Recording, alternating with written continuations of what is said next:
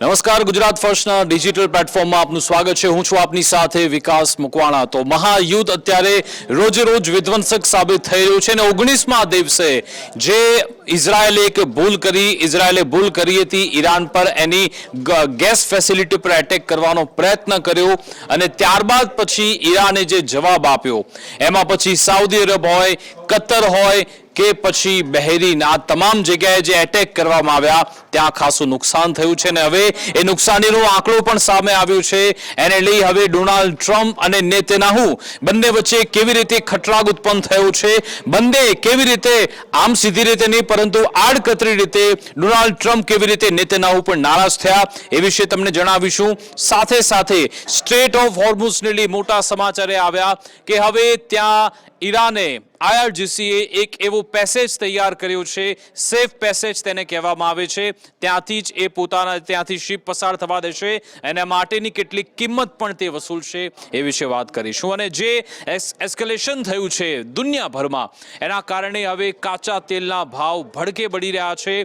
Brent crude ઓઇલનો ભાવ સતત વધ્યો છે અને સાઉદી અરેબિયાએ ચિંતા વ્યક્ત કરી છે કે આ ભાવ $150 પ્રતિ બેરલ કરતા પણ આગળ વધી શકે છે. ઘણા બધા અહીંયા સમીકરણ છે. નેતન્યાહુ ઘણા સમય બાદ ફરી એકવાર પ્રેસ કોન્ફરન્સ કરવા સામે આવ્યા એ વિશે પણ તમને બતાવીશું.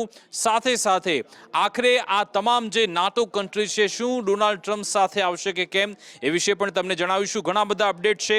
શરૂઆત કરીએ કે આખરે વિશ્વભરમાં અહીંયા શું થઈ રહ્યું છે. પહેલા આપણે એ બ્રેન્ટ ક્રૂડ ઓઇલનો ભાવ જોઈ લઈએ કે આ બ્રેન્ટ ક્રૂડ ઓઇલનો ભાવ કેટલે પહોંચી ગયો છે. $105.35 પ્રતિ બેરલ, આ આટલો ભાવ અત્યારે થયો છે. તમને ખ્યાલ હશે, જે પણ લોકો આ વિડીયો ફોલો કરે છે, શરૂઆત આપણે જ્યારે કરી હતી ત્યારે $85 પ્રતિ બેરલનો ભાવ હતો, અત્યારે 105 છે. 2-3 દિવસ પહેલા એ ભાવ થોડા ઘટ્યા પણ હતા, પણ હવે એટલા માટે વધી રહ્યા છે કારણ કે ઈરાને જે કતરની જે ગેસ ફેસિલિટી પર એટેક કર્યો હતો એના કારણે આ સ્થિતિ અહીંયા સર્જાયેલી છે. આ પરિસ્થિતિ છે અને તમે જુઓ કે સ્ટ્રેટ ઓફ હોર્મુઝ, આ સ્ટ્રેટ ઓફ હોર્મુઝ છે એને લઈ આખું આ ઘમાસાણ મચેલું છે. અને ન માત્ર સ્ટ્રેટ ઓફ હોર્મુઝ પરંતુ પર્શિયન ગલ્ફ અને ગલ્ફ ઓફ ઓમાન એ બંને વચ્ચેનો આ એરિયા 21 માઇલનો કે જેને ઈરાન કવર કરીને બેઠું છે અને દાવો થઈ રહ્યો છે કે હવે એક સેફ પેસેજ પણ ઈરાને તૈયાર કર્યું છે. ઈરાને 2 શરતો રાખી છે કે એક તો અહીંયાથી તમે જો નીકળો છો તો એક ચોક્કસ રકમ તમારે ચૂકવવી પડશે. સાથે સાથે દાવો એ પણ થઈ રહ્યો છે કે ચાઇનીઝ કરન્સીમાં તમારે એની ચૂકવણી કરવાની રહેશે અને જો ચાઇનીઝ કરન્સીમાં એની ચૂકવણી કરવામાં આવે તો US જે પેટ્રો ડોલર કહેવામાં આવે છે એને સીધી રીતે અહીંયા નુકસાન પહોંચશે. આ તમામ પરિસ્થિતિ અહીંયા છે. સાથે સાથે હવે તમને છેલ્લા 2 દિવસમાં 2 મોટા ઝટકા કેવી રીતે અમેરિકાને મળ્યા છે એના વિશે વાત કરીએ. તમને ખ્યાલ હશે કે યુદ્ધની શરૂઆત થઈ ત્યારે દાવો થયો હતો કે અમેરિકાના ફાઇટર જેટ્સ ઈરાન તોડી રહ્યું છે અને એ પછી FC-35 હોય કે પછી એના મોટા જહાજો તોડી પાડવામાં આવ્યા. ગઈકાલે યુદ્ધમાં મોટો ટર્નિંગ પોઈન્ટ એ આવ્યો કે અમેરિકાનું સૌથી એક મોટું એવું વિમાન, એવું એરક્રાફ્ટ F-35 જેને IRGCએ તોડી પાડ્યું છે. જી હા, સ્ટીલ્થ વિમાન જે અમેરિકા દાવો કરે છે કે અમે કોઈને વેચતા પણ નથી અને આ એવી ટેકનોલોજી છે કે રડારમાં પણ આવતું નથી, ઇન્ટરસેપ્ટ થતું નથી, કોઈ એને તોડી શકતું નથી. Ground two air operation, air two air operation, તમામ ઓપરેશનમાં એ જોરદાર સફળતા મેળવે છે. પણ એ જ વિમાનને તોડી પાડવાનો દાવો થયો છે. તમે જુઓ, જોરદાર સંયોગ થયો હતો. ઓવલ ઓફિસમાં ડોનાલ્ડ ટ્રમ્પ પ્રેસ કરી રહ્યા હતા, એમની બાજુમાં જાપાનના પ્રધાનમંત્રી બેઠા હતા અને ટ્રમ્પ કહી રહ્યા છે in literally 2 weeks we have demolished Iran's navy and air force, all technology is gone, all communication is gone, all of their leaders are gone. Donald Trump અહીંયા શેખીએ મારી રહ્યા હતા કે એમની લીડરશિપ નથી રહી, એમની નેવી જતી રહી છે અને એરફોર્સ પણ નથી, ટેકનોલોજી પણ નથી અને કોમ્યુનિકેશન બંધ થઈ ગયા છે. અને જોગાનો જોગ સંયોગ તમે જુઓ કે ખામેનીનું જે એક ટ્વિટર હેન્ડલ છે એના પરથી જ એક ટ્વીટ કરવામાં આવે છે. એ ટ્વીટ હું તમને બતાવીશ કે જે F-35 કે જે ક્રેશ થઈ ગયું છે એ દાવો કરવામાં આવ્યો હતો. અને સાથે સાથે તમે જુઓ કે એક એને તરત એક મીમ વિડીયો પણ બનાવી દેવામાં આવ્યો કે હવામાં F-35 જઈ રહ્યું છે અને સામે પછી ઈરાનની મિસાઇલ આવે અને F-35 ક્રેશ થઈ જાય. આ રીતનો એક વિમાનનો એક વિડીયો બનાવવામાં આવ્યો. F-35 જઈ રહ્યું છે અને તમે જો સેઝલ મિસાઇલ આવી અને પછી F-35 એ પ્લેન ક્રેશ થઈ જાય છે. આ અને લઈ જોરદાર ચર્ચા દુનિયાભરમાં થઈ છે કે શું આ એવી મિસાઇલો ઈરાને તૈયાર કરી છે કે જે અમેરિકાના ફાઇટર જેટ અને F-35 જેવા જેટ એ પણ તોડી પાડે છે. આ જોરદાર સંયોગ થયો હતો ગઈકાલે. તમે જુઓ કે ડોનાલ્ડ ટ્રમ્પે જાપાનના પ્રધાનમંત્રીની સાથે બેસીને વાત કરી રહ્યા હતા કે એના તમામ જે નેવી હોય ટેકનોલોજી 2 વીકમાં પૂર્ણ થઈ ગઈ છે. પણ તમે જુઓ કે F-35 ક્રેશ થયાના સમાચાર આવ્યા હતા. એની સાથે સાથે બીજા સૌથી મહત્વની બાબત એ કે નેતન્યાહુ ગઈકાલે પ્રેસ કોન્ફરન્સ એમણે કરી ઘણા સમય બાદ અને એમણે વાત કરી કે હું જીવિત છું, તમારી સાથે વાતચીત કરી રહ્યો છું. પણ જ્યારે પ્રેસ કોન્ફરન્સ શરૂ થઈ એ પહેલા જે મેસેજ એક આપવામાં આવ્યો હતો એને લઈને પણ જોરદાર ચર્ચા થઈ રહી છે. તમે સાંભળો, જ્યારે પ્રેસ કોન્ફરન્સ શરૂ થાય ત્યારે શું કહેવામાં આવે છે.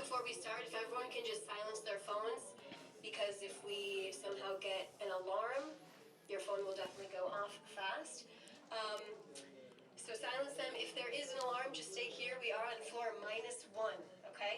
So this is a safe place to be.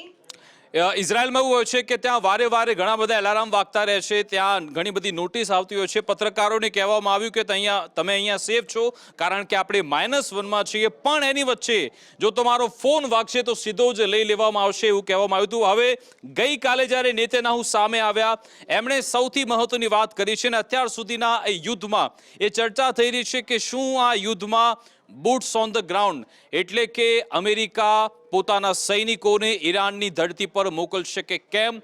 ગઈકાલે જ આ બે સ્પષ્ટતા સામે આવી. એક બાજુ નેતન્યાહુ કહે છે કે બૂટ્સ ઓન ધ ગ્રાઉન્ડ એટલે સૈનિકોને ત્યાં મોકલવા જરૂરી છે. એની સામે ડોનાલ્ડ ટ્રમ્પે શું જવાબ આપ્યો પણ આપણે કહી દે. પણ નેતન્યાહુ શું કહી રહ્યા છે? નેતન્યાહુ કહી રહ્યા છે કે you can't do revolution from the air, that is true. એટલે કે ફક્ત આકાશમાંથી લડીને તમે આ રિવોલ્યુશન નથી કરી શકતા, ના જીતી શકો છો. There has to be ground component, there are many possibilities for this ground component. એટલે નેતન્યાહુ કહી રહ્યા છે કે આપણે ફક્ત આકાશમાં રહીને જ આ યુદ્ધ નથી જીતી શકતા. આપણે ત્યાં અમેરિકાની જે આપણી જે ટુકડી છે ને સાથે અમેરિકાની ટુકડી એને ઈરાનમાં મોકલવી પડશે એ રીતની વાત કરાવી. પણ એની સાથે સાથે ડોનાલ્ડ ટ્રમ્પે આ દાવો નકારી દીધો છે. ડોનાલ્ડ ટ્રમ્પને જ્યારે પૂછવામાં આવ્યું હતું કે શું તમે અહીંયા પોતાના સૈનિકો અહીંયા મોકલશો કે કેમ, તો એમણે કહ્યું છે કે હું અહીંયા કોઈ સૈનિકો મોકલવા નથી માંગતો. આ બધાની વચ્ચે તમને ખ્યાલ હશે કે ઇઝરાયેલે જે એટેક કર્યો હતો ઈરાનની જે ગેસ ફેસિલિટી છે, સાઉથ પાર્સ કહેવામાં આવે છે કે જ્યાંથી આખું જે ઈરાનનું ડોમેસ્ટિક ગેસ કન્ઝપ્શન જે ત્યાંથી થતો હશે, ત્યાંથી જે ગેસ એનું પ્રોડ્યુસ થાય ને પછી એને લઈ જવામાં આવે છે. ને પેરેલલ એ કતર સાથે પણ એમાં નોર્થ જે ડોમ છે ત્યાં કામગીરી કરવામાં આવે છે ને ત્યાં ઇઝરાયેલે એટેક કરી નાખ્યો. અને પહેલાથી જ ઈરાન તરફથી કહેવામાં આવ્યું હતું કે જો તમે અમારી ઓઇલ ગેસ ફેસિલિટીઝ પર એટેક કર્યો તો અમે પછી સામે વળતો પ્રહાર કરીશું. અને ઈરાને કેવી રીતે કામગીરી કરી તમે જુઓ કે ઈરાન પહેલાં તો ચેતવણી આપે છે. એણે પહેલાં બપોરે જ ચેતવણી આપી હતી. Saudi Arabia, Qatar, Jordan, Bahrain તમામ જગ્યાએ ચેતવણી આપી હતી કે અમે એટેક કરીશું, પિન પોઈન્ટ એટેક કરીશું ને તમે ત્યાંથી એરિયા ખાલી કરી દો. અને પછી એ એટેક થાય પણ છે એટલે ત્યાં રહેલી ડિફેન્સ સિસ્ટમ કોઈ કામમાં ના આવી અને કેટલું નુકસાન થયું છે એ તમે જુઓ.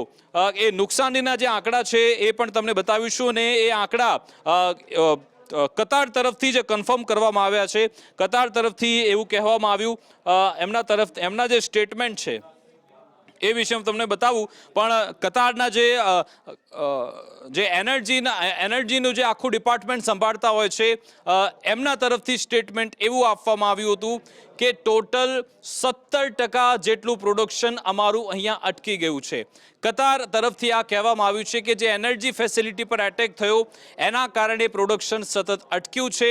જે અમારી કેપેસિટી હતી એમાં 70%નું નુકસાન થયું અને સાથે સાથે મોટો દાવો એમણે એમ કર્યો કે જો આ જે અહીંયા નુકસાન થયું છે એની ભરપાઈ કરવામાં 4 થી 5 વર્ષનો સમય લાગી શકે છે. 4 થી 5 વર્ષ એમાં જતા રહેશે એની ભરપાઈ કરવામાં. અને પાછું ઈરાન તરફથી એ પણ કહી દેવામાં આવ્યું કે તમે સામેથી જે અમને કહેવામાં આવ્યું છે કે હવે આમાં શાંતિ જોઈએ છે અથવા તો અમારા પર જે એટેક કરવામાં આવ્યો હતો એનું એક નાનકડું આ પરિણામ છે. જો અમારા પર આગળ પણ આવા હુમલા ચાલુ રહ્યા તો પછી અમે તબાહી મચાવીશું, એ પણ ઈરાને અહીંયા બતાવી દીધું છે. આ બધાની વચ્ચે પર્લ હાર્બરની ચર્ચા ગઈકાલે ખૂબ થઈ હતી. પર્લ હાર્બર તમને ખબર હશે કે બીજા વિશ્વયુદ્ધનો ટર્નિંગ પોઈન્ટ હતો કે જ્યારે જાપાન બીજા વિશ્વયુદ્ધમાં જોડાયું. જાપાન જોડાયેલું પણ એને પછી જ્યારે અમેરિકા પર એટેક કર્યો પર્લ હાર્બર પર અને એમાં અમેરિકાના હજારો વિમાનો તૂટી ગયા હતા. અમેરિકાના હજારો સૈનિકોને એમને મોતને ઘાટ ઉતારવામાં આવ્યા હતા. અને ગઈકાલે તમે જુઓ કે જોગાનું જોગ અમેરિકા ડોનાલ્ડ ટ્રમ્પની બાજુમાં એમના જાપાનના પ્રધાનમંત્રી પણ બેઠા હતા. અને પછી જ્યારે પત્રકારોએ સવાલ પૂછ્યો કે તમે જ્યારે ઓપરેશન ઈરાનનું ચલાવ્યું શું તમે તમારા સહયોગીઓને આ બાબતે જાણકારી આપી હતી ખરા? શું તમે એમને વિશ્વાસમાં લીધા હતા ખરા? જાપાનના જ પત્રકાર જ્યારે ડોનાલ્ડ ટ્રમ્પને સવાલ પૂછે છે ત્યારે શું અહીંયા સંવાદ થાય છે તમે પહેલા એ જોઈ લો.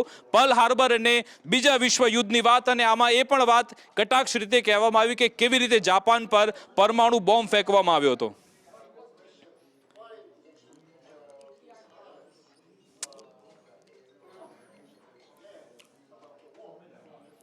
તમે યુદ્ધની જાણકારી કેમ, આ પત્રકાર પૂછી રહ્યા છે કે તમે કેમ એની જાણકારી અન્ય તમારા સહયોગી દેશોને ના આપી? તો અમે એકલા જ ગયા હતા, ટ્રમ્પ કહી રહ્યા છે.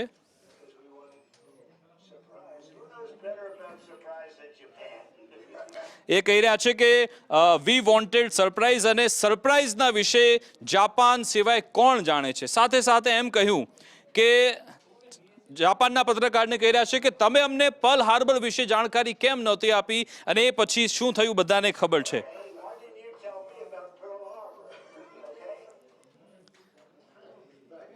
અને જ્યારે પર્લ હાર્બરની વાત કરવામાં આવે ત્યારે જાપાનના પ્રધાનમંત્રી બાજુમાં જ બેઠા છે અને એમના ફેસના એક્સપ્રેશનથી ખબર પડે છે કે આખરે ડોનાલ્ડ ટ્રમ્પ ત્યાં બેઠા એ બીજા વિશ્વયુદ્ધની યાદ અપાવી દીધી અને કેવી રીતે અમેરિકાએ જાપાન પર એટેક કર્યો હતો એની વાત કરવામાં આવી છે.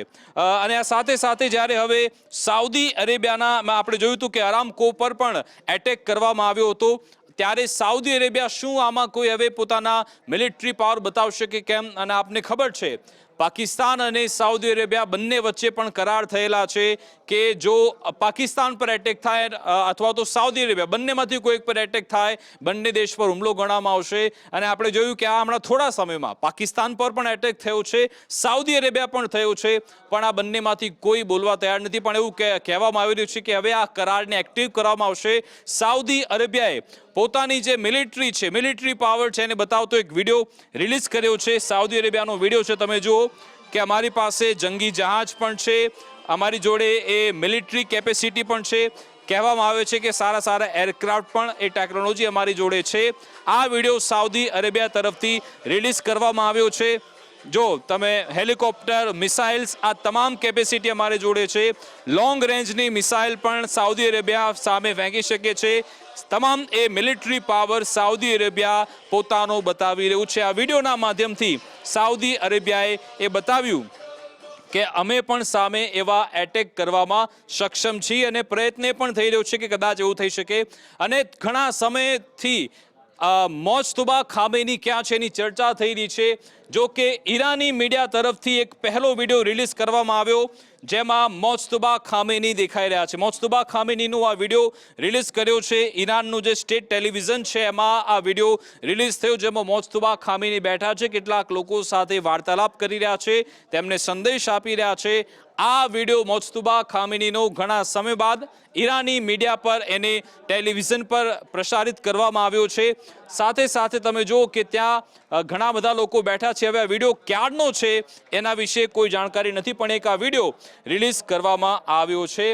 પણ હવે પછીના તમે જોશો કે જે આ વિઝ્યુઅલ છે અમેરિકન સંસદના, અને અમેરિકન સંસદમાં કેવી રીતે તમે જુઓ કે મોટા મોટા અધિકારીઓને સવાલ પૂછવામાં આવે છે અને એમને જવાબ પણ આપવા પડે છે. આ તમે જુઓ કે આખરે અમેરિકાએ આ યુદ્ધમાંથી પાછળ હટવું જોઈએ કે કેમ, અથવા તો જે મદદ માંગવામાં આવી છે $200 બિલિયન ઇશ્યુ અમેરિકાને મળવી જોઈએ કે કેમ, એને લઈ અમેરિકામાં જોરદાર ચર્ચા ચાલી રહી છે. પરંતુ તુલસી ગબાર્ડ કે જે FBI, CIA તમામના વડા છે, ઇન્ટેલિજન્સ ઓફિસર છે, એમને સવાલ પૂછવામાં આવ્યો હતો અને ત્યાંના સાંસદો કેવી રીતે તુલસી ગબાર્ડને ઘેરી રહ્યા છે તમે સાંભળો. Agency department to assess the views of Iranian leadership, their policy beliefs and policy positions, correct? Yes. That includes now deceased Ali Khamenei of Iran, correct? Yes. And the now leader, his son Mujtaba Khamenei, correct? Yes. The son is considered more of a hardliner than his father. Mojtaba Khamenei hardliner ધરાવનાર વ્યક્તિ છે. શું વાત સાચી છે? તો પછી તુલસી ગબાર્ડ કહી રહ્યા છે હા વાત સાચી છે. Yes. So hardline that even some of Iran's leaders thought he was too aggressive. Isn't that correct? That is the intelligence community assessment, yes. Mujtaba, the son, is particularly close to the brutal Islamic Revolutionary Guard Corps and their most hardline commanders, correct? That is the intelligence community assessment. He was involved in ordering violent crackdowns on Iranian protesters, including their murder, correct? Yes. And we don't know if the son will continue his father's religious ban on developing nuclear weapons. Is that It correct? is unknown at this time. It is your job and the job of your agency તમારી જવાબદારી આમાં છે ને તમે એમાં નિષ્ફળ ગયા છો, સીધી રીતે એમને કહેવામાં આવે છે. જેસોન ક્રોએ આ સવાલ પૂછ્યા હતા અને અહીંયાથી જે તમે નિર્ણય લીધો છે એના કારણે ઉપરથી ઓર હાર્ડલાઇન ધરાવનાર વ્યક્તિત્વ ઈરાનમાં આવી ગયા છે. અમેરિકાની સંસદમાં તેની ચર્ચા કરવામાં આવી હતી અને સાથે સાથે તમે જુઓ કે ગઈકાલે આ તમામ સંવાદ અમેરિકાની એ સંસદમાં થયો હતો. અને પહેલાં તો આપણે એ તમે જુઓ કે આ એ કોને કોને સવાલ પૂછવામાં આવી રહ્યો છે. તમે જો લાઇનમાં કોણ કોણ બેઠું છે, આ બેઠા છે અમેરિકાના NSA, એની બાજુમાં છે FBI વડા, એની બાજુમાં છે ઇન્ટેલિજન્સના મેઇન ઓફિસર, સાથે સાથે CIAના ઓફિસર અને પછી બેઠા છે DIAના ઓફિસર. આ તમામ એ મોટા સુરક્ષા એજન્સી સંભાળનાર લોકો છે. પણ અમેરિકાની આ સંસદ છે જ્યાં આવું થઈ શકે છે કે યુદ્ધ જેવી પરિસ્થિતિમાં તમે છો તો એ તમામ મોટા અધિકારીને ત્યાં ટેબલ પર બેસાડવામાં આવ્યા અને સવાલ પણ પૂછવામાં આવે છે કે આખરે તમે શું કરી રહ્યા છો, શું તમે કોઈ બેદરકારી કરી છે, અથવા તો તમે આ જે પ્રોગ્રામ કર્યો છે એમાં અમેરિકાના હિત જળવાયેલા છે કે કેમ. અને હવે તમે જુઓ કે ત્યાં કેવા સવાલ જવાબ થાય છે. Director Gabbard, last year you testified that Iran was not building a nuclear weapon. Do you stand by that statement? હકીકતમાં એમને સવાલ એ પૂછવામાં આવ્યો હતો. તુલસી ગબાર્ડ એક વર્ષ પહેલા એમણે પોતે સ્ટેટમેન્ટ આપ્યું હતું કે ઈરાન કોઈ ખતરો નથી આપણા માટે. સાથે એમ પણ કહ્યું ઈરાન ન્યુક્લિયર વેપન નથી બનાવી રહ્યું. આ પોતાના શબ્દો હતા તુલસી ગબાર્ડના. તો હવે સંસદમાં પૂછવામાં આવી રહ્યું છે કે જો ઈરાન ન્યુક્લિયર વેપન નથી બનાવી રહ્યું તો આપણે કેમ એમના પર એટેક કરી રહ્યા છે. એ જ સવાલ પૂછવામાં આવ્યો મિસ્ટર ગોમેઝ તરફથી તુલસી ગબાર્ડને જ. Yes or no? Context matters with that Yes or no? statement. Iran had all of I the reclaim my materials time. and I reclaim my capabilities to time. do so. Mr. Chairman, I reclaim my time. It's an easy answer. You either stand by what you said last year or not. It is a serious question that requires તો આ સવાલનો જવાબ તુલસી ગબાર્ડ આપી જ નથી શકતા. એમને કહેવામાં આવ્યું તમે ફક્ત હા કે નામાં જવાબ આપો. શું તમે માનો છો ઈરાન પાસે ન્યુક્લિયર વેપન છે કે કેમ? તો તુલસી ગબાર્ડ કોઈ જવાબ નથી આપી શકતા. I reclaim my time. I reclaim my time. Did you? When President Trump was asked about your testimony, he said you were wrong. Were you lying or not?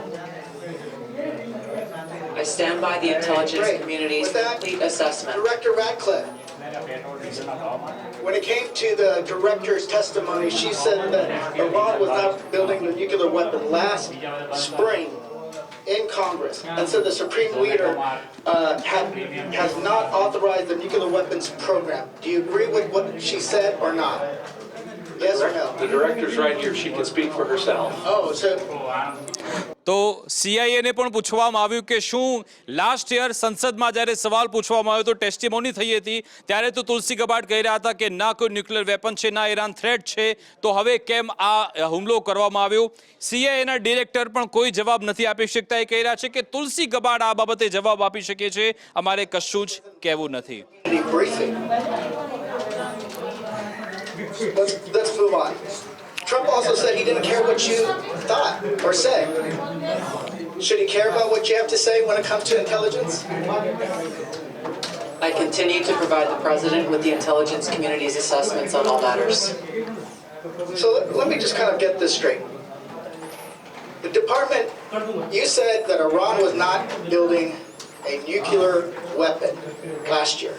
President Trump said he didn't care what you thought, and you were wrong. They engaged in Operation Midnight Hammer. He then says it was obliterated. We hear later reports that, in open source reporting, that it was only set back by a few months.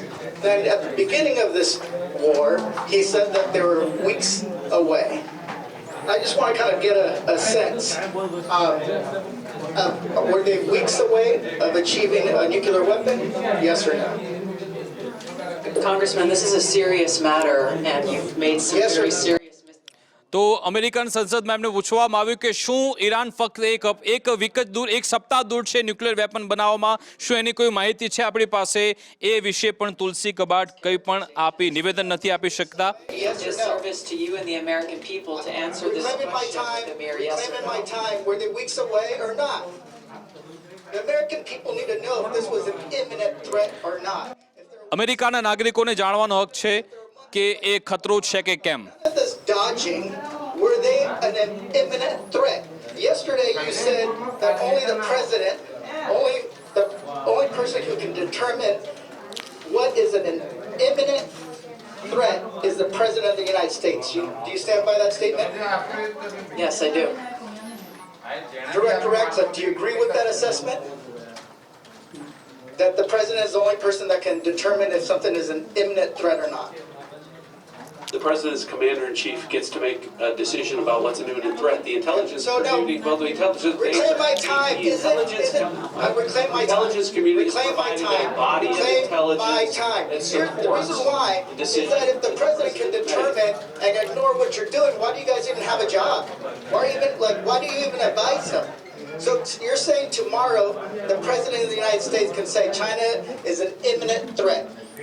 તો આ ખૂબ જ મહત્વની વાત કહેવામાં આવી સંસદમાં કહેવામાં આવ્યું તમામ ઇન્ટેલિજન્સના અધિકારીઓને કે ગઈકાલે ડોનાલ્ડ ટ્રમ્પ એમ કહેશે કે અમને ચાઇનાથી પણ ખતરો છે શું તમે ચાઇનામાં યુદ્ધ લડવા માટે જશો કે કેમ જો તમારી પાસે કોઈ ડેટા છે જ નહીં તો પછી યુદ્ધમાં કેમ ગયા એ અહીંયા પૂછવામાં આવે છે.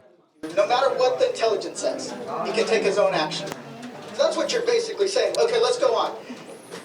Director Gabbard, you said that North Korea has intercontinental ballistic. હવે નોર્થ કોરિયાની વાત થઈ રહી છે. Yet, the Defense Department said that Iran was at least 10 years away from achieving an intercontinental ballistic missile that can reach the homeland. Which one is a more serious threat? તો અહીંયા એ વાત કરવામાં આવી છે કે તુલસી ગબાર્ડ ગઈકાલે 2 દિવસ પહેલા તુલસી ગબાર્ડે પ્રેસ કરી હતી અને કહ્યું હતું કે નોર્થ કોરિયા પણ અમારા માટે હોમલેન્ડ માટે અહીંયા એક મોટો ખતરો છે કેમ કારણ કે એમણે ઇન્ટરકોન્ટિનેન્ટલ મિસાઇલ બનાવી દીધી છે. તો અહીંયા એ સવાલ પૂછવામાં આવ્યો તુલસી ગબાર્ડને કે તમે તો કહી રહ્યા છો કે ઈરાન તો આ મિસાઇલ બનાવવામાં હજુ 10 વર્ષ પાછળ છે તો પછી ઉત્તર કોરિયા ખતરો છે તમારા માટે કે ઈરાન આ એક સ્ટ્રેટેજિક સવાલ પણ અહીંયા પૂછવામાં આવ્યો હતો જો કે એ બાબતે પણ કોઈ જવાબ તુલસી ગબાર્ડ નહોતા આપી શક્યા. Taken within the context of the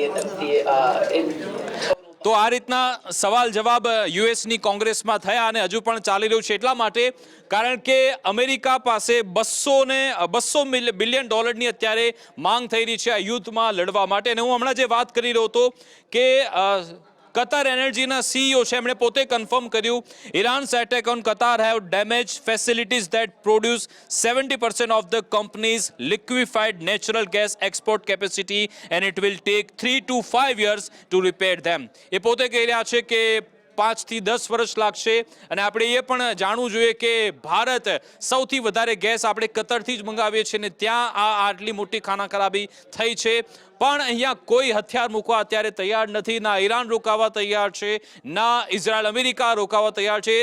ઈરાનનું કહેવું છે કે અમને જેટલું અહીંયા નુકસાન થયું છે એનું વળતર મળી જવું જોઈએ અને સાથે સાથે એક એવી ગેરંટી આપવામાં આવે કે ફ્યુચરમાં પણ અમારા પર કોઈ એટેક નહીં થાય.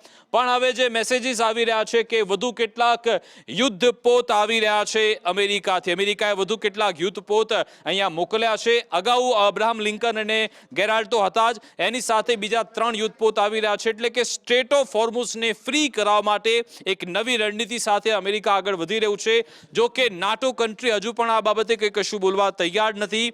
આજે રાત્રે હવે કેવો એટેક થાય છે, શું કહેવામાં આવે છે, કેવી રીતે આમને સામને પ્રહાર થાય છે એના પર નજર રહેશે. પણ અત્યારે આ એસ્કેલેશન ઓર વધી ગયું છે.